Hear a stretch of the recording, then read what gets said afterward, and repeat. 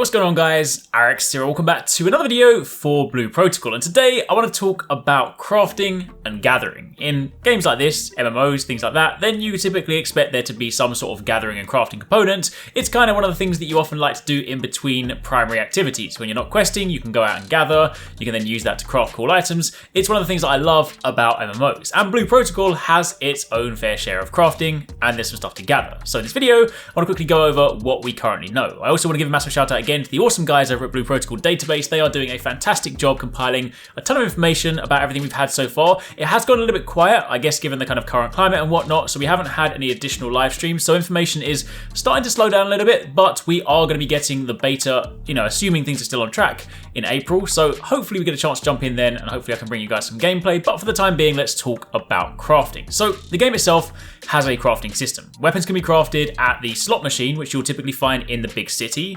In the alpha, I didn't get to play it myself, but apparently in the alpha, you can craft up to tier 4 weapons, and each tier requires materials from gathering, killing monsters, dungeon drops, and the currency in the game, which is L. And the materials needed can also be different from each of the 4 classes. So to kind of break down what we currently have, Tier 1 weapons, you need materials from the first dungeon last boss, you need gathering materials from the nodes in the first zone, and materials from the monsters also in the first zone. So you can kind of sort of see this as like a progression thing. Basic tier 1 weapons, when you're in the first level 1 zone, the kind of initial starter area, that's where you'll be getting the materials needed to craft the basic weapons. Then when you go up to tier 2, you need materials from the second dungeon boss, the last boss, gathering materials from the second zone, and monsters also in the second zone. Meanwhile, when you start jumping up to say tier 3, you then needed materials from the first dungeon on hard mode, the last boss again, gathering materials from the third zone, monsters from the third zone, and the same principle for the 4th tier. Tier 4 weapons took materials from the second dungeon boss on hard. I guess, in the kind of full game this will probably change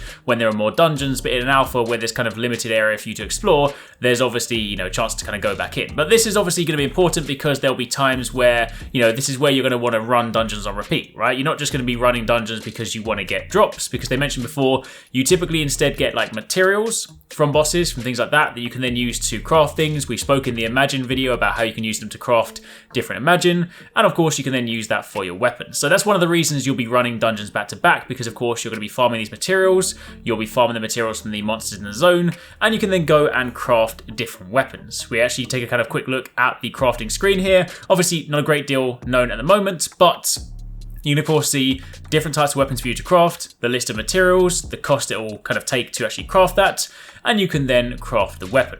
We do of course know from the recent live stream, when you actually take a look at the character profile, the character screen, weapons themselves can also be leveled up. Different kind of rarities, different tiers seem to have different level brackets, but as you kind of go, as you use the weapon, I'm not too sure at this stage whether it's just simply through general use, like something in say like Neo, by using the weapon it becomes more powerful, or whether you physically need to upgrade that individually, but weapons do have levels, so it's not going to be one of those things where you just get a weapon and you straight away replace it when you get a next one. There is of course some in-weapon progression, which is a pretty cool system.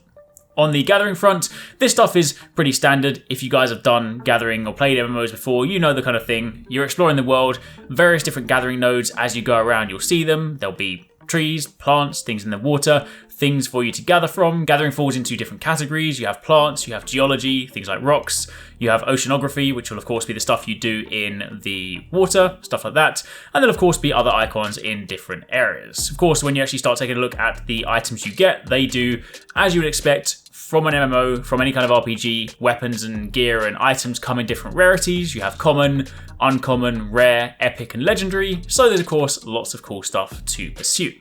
But for the time being, that is pretty much it. Just a super quick video, but I want to try and keep you guys as up to date as possible on Blue Protocol. Kind of just talking about all the things we know, because again, once the beta drops next month, if any of you guys are fortunate enough to jump in and you then want to kind of jump in and start understanding, what the game is, because you're still gonna, if you get into the alpha next month, it's still gonna be in Japanese. So, hopefully some of this information will help you navigate the systems. Anyway, for the time being, that's it. As mentioned, information's got a little bit quiet for the time being, but rest assured, as and when we hear more about Blue Protocol, I'll be sure to keep you guys back up to date, so stick around for plenty more.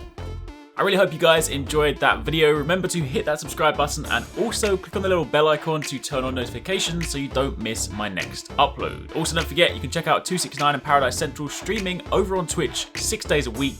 You can find a link to the multi-stream in the description box down below. Be sure to drop by and get involved. Thanks again for watching. Take it easy. Catch you next time. Peace out.